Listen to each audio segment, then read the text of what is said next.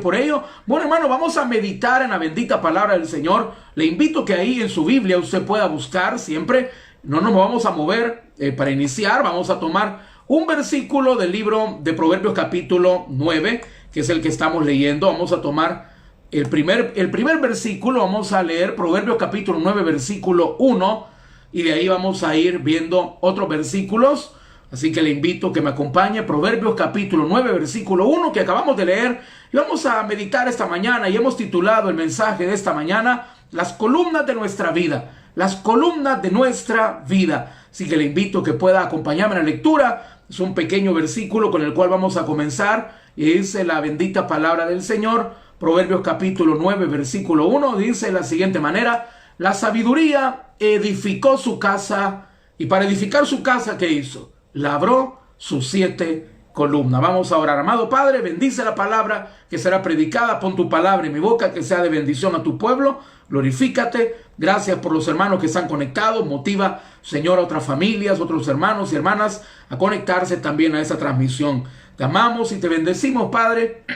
Permítenos comprender cuáles son esas columnas, Señor, que deben sostener nuestra vida. En tu nombre te lo pido. Someto mis palabras y pensamientos bajo tu dominio, y que la carne no tome ninguna gloria, sino que seas tú, Señor, hablándonos a cada uno de nosotros por igual. En tu nombre glorioso te lo pedimos, buen Jesús. Amén y amén.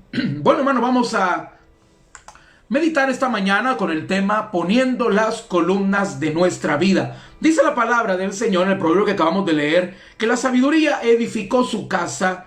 Y para edificar la casa, lo que hizo primeramente fue edificar sus columnas. Lo primero que hizo fue labrar sus columnas. Eso nos dice, queridos hermanos, que para poder edificar nuestra vida, es decir, edificar significa construir, es lo contrario de destruir, significa levantar algo, significa hacer algo provechoso. Debemos de tomarnos el tiempo de poner columnas firmes que sostengan nuestra vida. Sabemos que el fundamento está puesto, el fundamento es Cristo, el fundamento es el Señor, y sobre ese fundamento podemos construir grandes cosas en nuestra vida.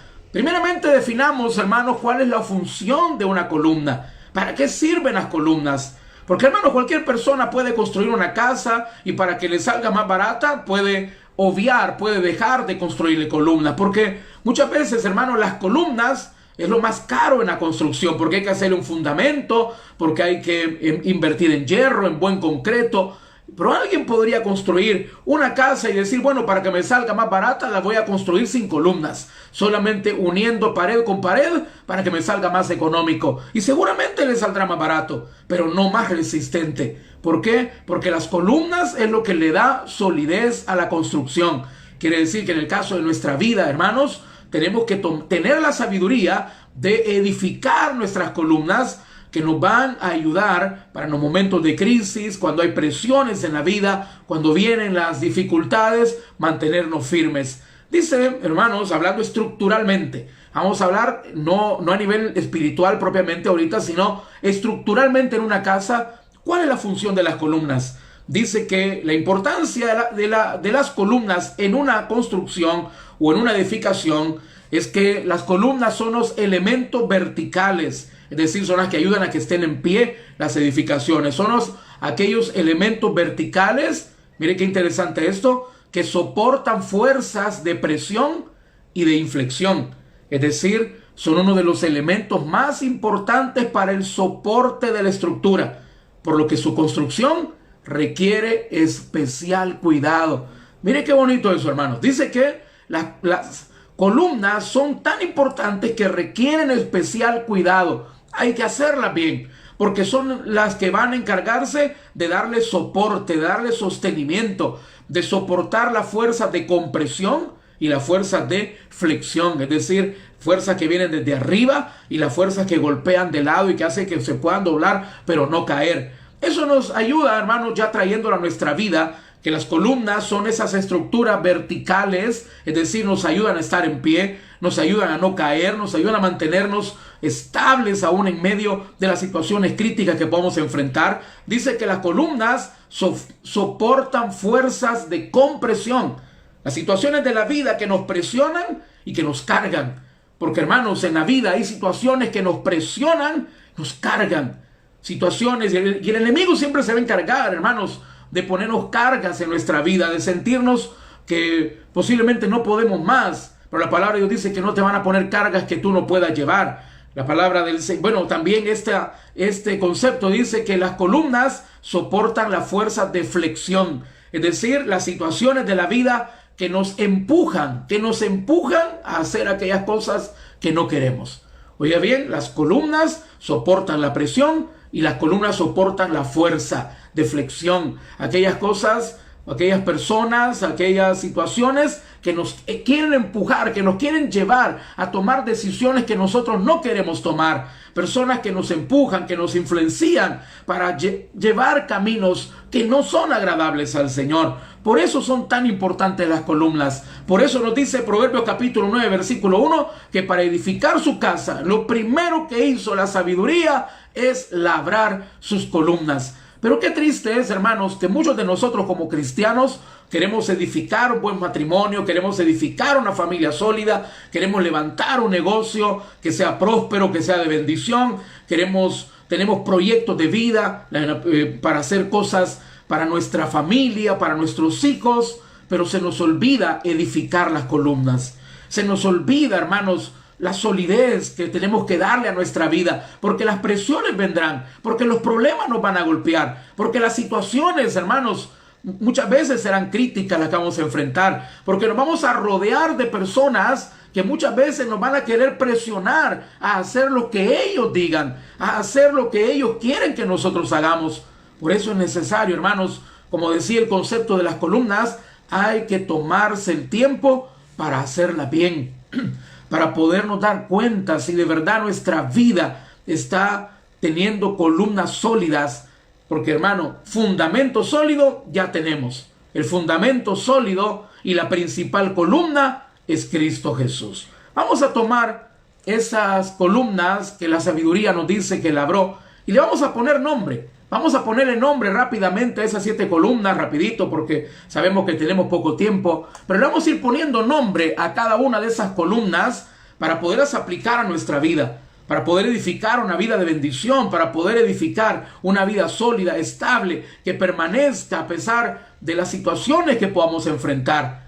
La columna central, hermano, la primer columna, la columna de en medio, porque las 7 columnas se toma como una manera que construían en el tiempo bíblico, en el cual ponían una columna central fuerte, una columna central grande, y a cada lado 3 y 3 columnas en esa construcción para darle solidez. Le ponían 3 columnas a cada lado y una sola en medio, una columna sólida que sostenía también la parte principal del techo. La columna central, por supuesto, hermanos, la columna central de nuestra vida es Dios.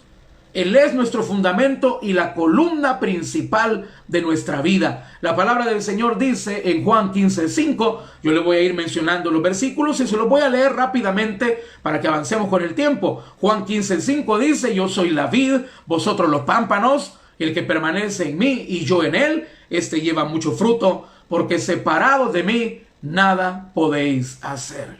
Querido hermano, la columna central de nuestra vida es Dios. Tiene que ser el Señor.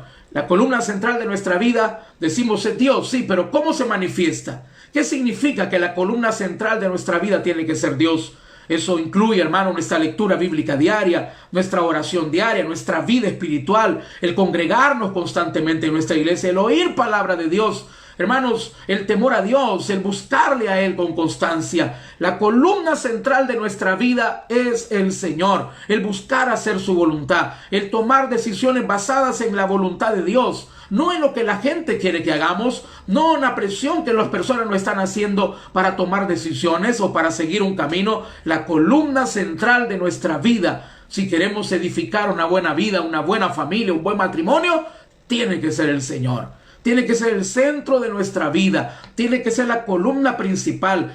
Nuestro fundamento y la columna principal en la cual nosotros ponemos las cargas de nuestra vida. Recordemos, hermanos, la palabra del Señor nos acaba de decir, separados de mí, nada podemos hacer. Tenemos nosotros que poner como la columna central de nuestra vida a nuestro Dios. Número 2, la segunda columna. Ya pusimos la primera, la principal, la que sostiene la mayor cantidad de peso, la que tiene la mayor fuerza, la columna central es nuestro Dios. La segunda columna, hermanos, es la familia, y a la cual muchas veces nosotros no le damos importancia. No cuidamos nuestro matrimonio, no le dedicamos tiempo a nuestra pareja, a nuestro cónyuge. Muchas veces no le dedicamos tiempo a nuestros hijos. Y una columna principal que le da estabilidad a nuestra vida es la familia. Usted lo sabe bien, hermano. Cuando hay problemas en la familia, puede ser que haya dinero en la billetera, puede ser que haya salud, que haya comida en la refrigeradora, pero si hay pleito en el matrimonio, si hay división en la familia, no nos sentimos bien. Quiere decir, hermano, que una columna principal de una vida de bendición es la familia. Tener una buena relación, pero no solamente la familia, sino tener una buena relación familiar. Dice la palabra del Señor vamos a leer Salmo 68:6. Salmo 68:6. Dice la palabra, Salmo 68:6 dice, Dios hace habitar en familia a los desamparados. Saca a los cautivos a prosperidad, mas los rebeldes habitan en tierra seca. Pero mire qué interesante. Dice la palabra que a los desamparados el Señor les hace habitar en familia. ¿Qué significa eso si le damos vuelta al versículo, hermano? Que una persona que no le dé importancia a su familia, una persona que no considera importante la familia, es una persona que está desamparada. Es una persona que no tiene sostén emocional. Es una persona, hermanos queridos, que en los momentos críticos de la vida no haya que hacer, se siente abandonado, porque usted se puede dar cuenta en ese tiempo de pandemia y de cuarentena, ¿con quién compartimos? ¿Con quién pasamos este tiempo? ¿Con quién hemos atravesado este valle de sombra y de muerte? Primeramente con Dios, pero también con la familia. En este tiempo creo que el matrimonio se ha solidificado, la relación con nuestros hijos se ha acercado. Y yo sé, hermano, que muchos de nosotros, a pesar de que este tiempo de pandemia y de cuarentena ha sido difícil, yo sé que muchos le hemos dicho a nuestros hijos y a nuestra familia que qué momento más bonito es lo que hemos vivido. La oportunidad de comer todos juntos en la mesa, la oportunidad de amanecer y quedarnos en casa compartiendo cuando estuvimos en la cuarentena, volvernos a reencontrar con nuestros hijos, volver a tener tiempo para estar en casa con el esposo y la esposa cuando no se estaba saliendo a trabajar. Fueron momentos, aparte de lo difícil del virus, de la pandemia, pero fueron momentos muy bonitos. ¿Por qué? Porque pudimos solidificar una de las columnas principales de la vida, que es la familia. Yo te invito, querido hermano, no descuides tu familia. Ya volvimos nuevamente a trabajo, ya volvimos nuevamente a la nueva normalidad, pero esa nueva normalidad que no significa dejar de lado la familia, esta nueva normalidad que no signifique el darle más importancia a tus amigos que a tus hijos, más importancia a tus amigas que a tu familia. Recuerda, uno de los pilares fundamentales de la vida del hombre es la familia. Tener una familia sólida, en armonía, tener una familia, hermanos, con quien compartir, porque el que no tiene familia, dice acá la palabra, está desamparado. Dice que el Señor hace habitar en familia al desamparado. Al que está desamparado, el Señor le da una familia. Así de importante la familia y la tenemos que valorar. La tercera columna, queridos hermanos, la tercera columna la vamos a llamar la sabia mayordomía. Ser sabios administradores de lo que Dios nos da. Ser sabios administradores de las bendiciones que tenemos. Y una de las grandes bendiciones que Dios nos da y que muchas veces no utilizamos bien, que muchas veces no la administramos bien, es el tiempo. Desperdiciamos el tiempo. No lo administramos sabiamente. No aprovechamos las oportunidades que Dios nos da. Dice Isaías capítulo 55 y versículo 2. Porque gastáis el dinero en lo que no es pan y vuestro trabajo en lo que no sacia. Oídme atentamente y comed del bien, y se deleitará vuestra alma con grosura. La mayordomía, ¿qué es la mayordomía? Porque muchas veces hablamos sobre la mayordomía, pero no entendemos bien ese concepto. Hermano, la mayordomía, en términos generales, significa reconocer que no somos dueños, el dueño es Dios. Nosotros somos administradores de lo que Dios nos da, pero Dios requiere que seamos sabios administradores. Dice la palabra del Señor que Dios da semilla al que siembra. Oiga bien, Dios le da semilla al que siembra. Y hermanos queridos, ¿cuántos de nosotros queremos que Dios nos dé bendición, pero no estamos sembrando? Pero no estamos invirtiendo en el reino de Dios, pero no estamos utilizando sabiamente lo que Dios nos ha dado. Dice la palabra del Señor, dice este concepto, dice ese concepto de la mayordomía. Póngale mucha atención porque es muy interesante el concepto de la mayordomía. La mayordomía es entendida, oiga bien, como la responsabilidad ante Dios. Esa es la mayordomía, una responsabilidad ante Dios. Dice que la mayordomía es como una responsabilidad ante Dios del uso sabio de la vida por parte del ser humano. Incluye la administración sabia de los bienes materiales o de la riqueza. También del uso de las habilidades, de las destrezas, de las oportunidades y el tiempo que Dios le da a la persona. Hermano querido, queremos poner una columna muy importante en nuestra vida. Seamos sabios administradores de las bendiciones que Dios nos da. Porque si nos damos cuenta, hermanos, una de las cosas que más conflicto genera en la familia, que más intranquilidad da en nuestro corazón, es no administrar bien las finanzas, gastar más de la cuenta, endeudarnos con deudas que no podemos pagar, el no aprovechar las oportunidades. Los jóvenes que están en la etapa de preparación de la vida, que no están estudiando, que no se están preparando, que no están aprendiendo nada para su futuro, no están siendo buenos administradores de las bendiciones de Dios. Dice la palabra del Señor que la gloria de los jóvenes es su fuerza. En el tiempo en el cual, hermanos, los jóvenes se tienen que preparar, no pueden desperdiciar el tiempo. Tienen que poner las bases para su futuro. Pero ¿cuántos de nosotros, hermanos, ahora que estamos ya adultos, también estamos desperdiciando nuestra vida en cosas que no aprovechan? Como decía el libro de Isaías, ¿por qué gastas el dinero en lo que no es pan y tu trabajo en lo que no sacia?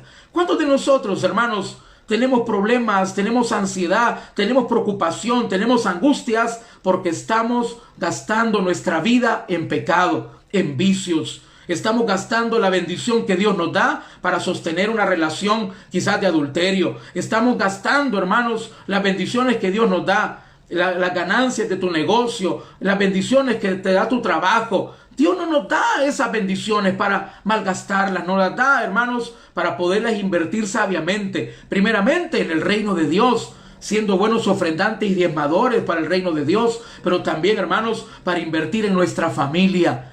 ¿Cuántos de nosotros, hermanos y hermanas, en este momento nos sentimos preocupados y angustiados por la mala mayordomía que llevamos en la administración de nuestro hogar, en la administración de nuestras finanzas? Tenemos que entender, queridos hermanos, que para poder tener paz, para poder tener tranquilidad, nosotros tenemos que ser sabios administradores de las bendiciones que el Señor nos da.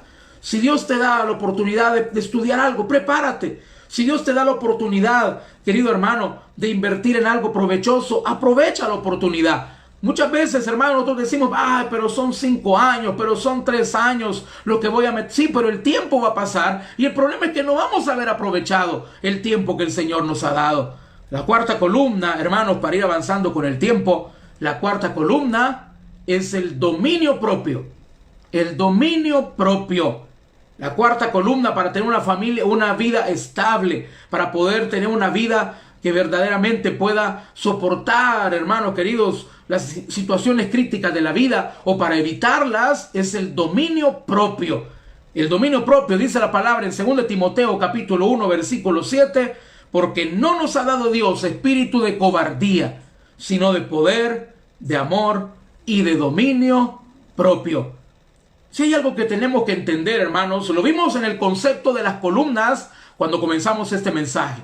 Lo vimos en el concepto de la columna. Dice que la columna sostiene también, ayuda a la construcción, a la edificación para las fuerzas que flexionan, las fuerzas que empujan, las fuerzas que nos quieren llevar a hacer lo que no queremos. Aquellas personas que nos presionan, que nos quieren obligar, que nos presionan para posiblemente un vicio, que nos presionan para tomar decisiones de una deuda, de algo, de un negocio, que sabemos que no nos conviene hacer.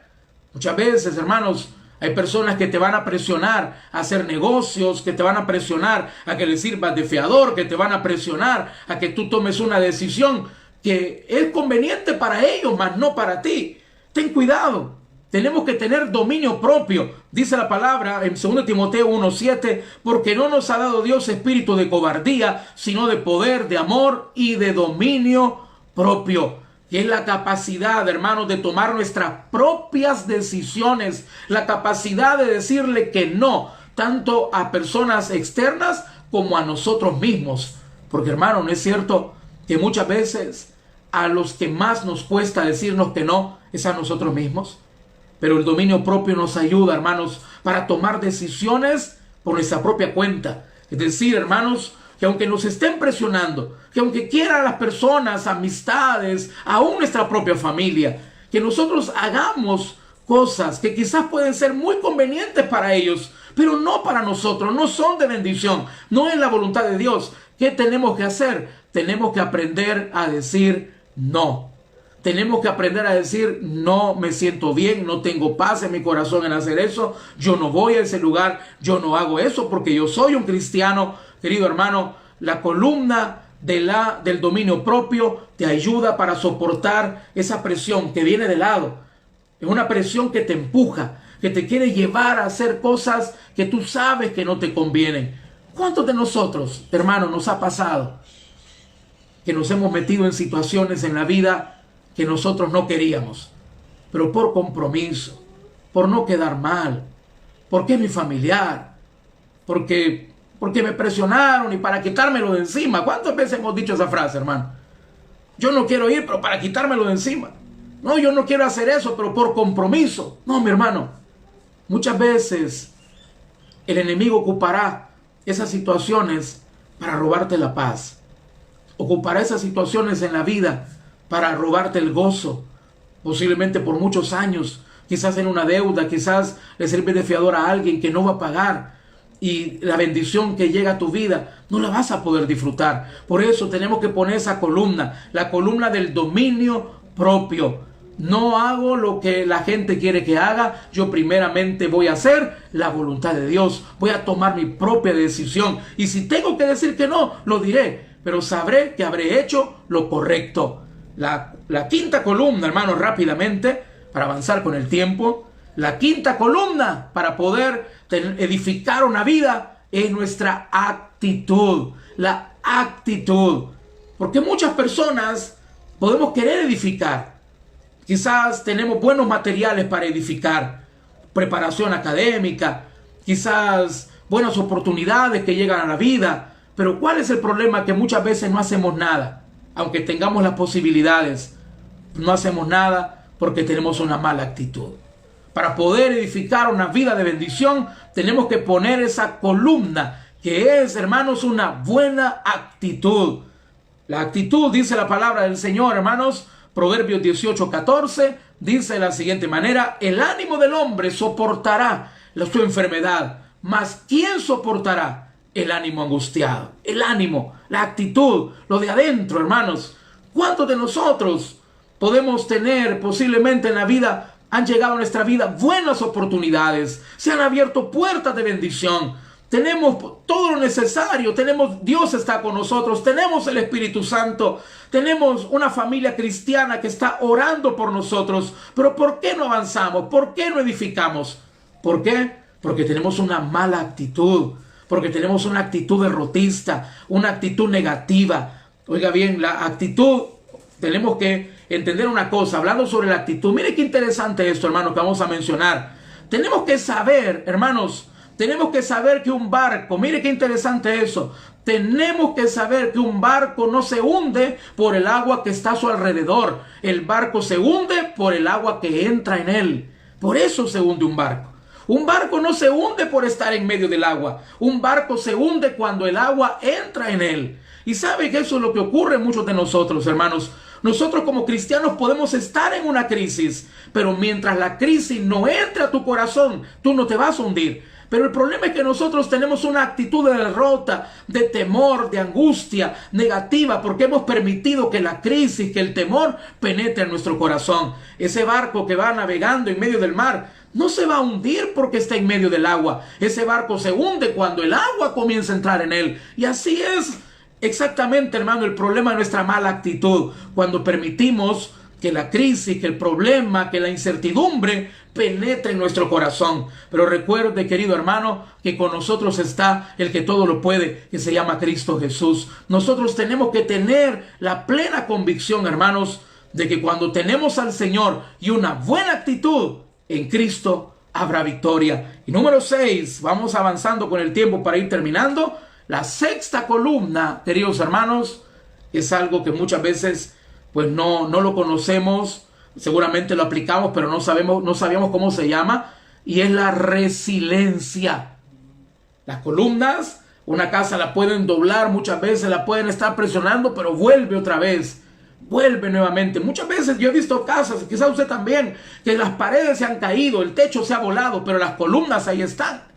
Qué bonitas son esas construcciones. Tal vez usted las ha visto. Esas construcciones, esa casa donde la pared por el terremoto, por el huracán, la pared se cayó, el techo se voló, pero las columnas ahí están puestas. Y hermano, una de esas columnas que nos ayudan a levantarnos en los tiempos de crisis, a través de la ayuda del Señor, por supuesto, es algo llamado la resiliencia. Tener resiliencia. Dice la palabra del Señor en Filipenses 4:13, todo lo puedo en Cristo que me fortalece.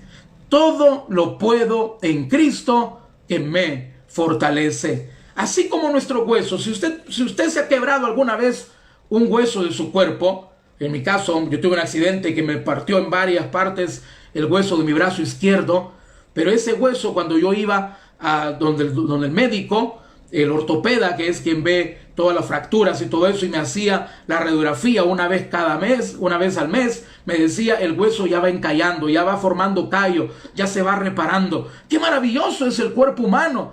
Ese hueso estaba partido en 3 o 4 partes, hermanos, pero se fue restaurando. Ese hueso quebrado se restauró y se hizo uno solo. Esa capacidad de restauración que tienen los huesos de nuestro cuerpo que Dios nos ha dado, muchas veces no nos damos cuenta que también en nuestro interior, en nuestro corazón, también nos lo ha dado. A pesar de los fracasos, a pesar de los problemas o sufrimientos que vivamos, tenemos la oportunidad de volver a comenzar. Tenemos la oportunidad de restaurarnos y comenzar de nuevo. La resiliencia dice que así como nuestros huesos tienen la capacidad de restaurarse y sanarse después de una fractura, también los seres humanos, oiga bien, podemos ser capaces de sobreponernos a las circunstancias difíciles de la vida, superar los desafíos y aprender lecciones en los problemas. Es la capacidad del ser humano que le permite superar la adversidad y aprender de ella con ayuda de Dios. Hermano querido, qué bueno es tener resiliencia. Es cierto, nos caímos, pero en el nombre del Señor nos levantamos. Es cierto, nos metimos en un gran problema, pero ¿qué estoy aprendiendo de esto? ¿Qué lecciones estoy sacando de esto para mi vida? Tenemos nosotros, hermanos, que entender que una columna principal que tenemos que tener en nuestra vida es la capacidad de la resiliencia, de poder superar el problema y saber que no estamos solos. Dios está con nosotros, y así como un hueso quebrado se restaura, también nuestro corazón quebrado el Señor lo va a sanar. Y así como un hueso quebrado se puede restaurar, también un fracaso que hayamos tenido nos podemos levantar. ¿Por qué? Porque la palabra de Dios dice que todo lo podemos en Cristo que nos fortalece. Y para cerrar, hermano, la séptima columna, Eclesiastés 4:8. La séptima columna es la sabiduría misma.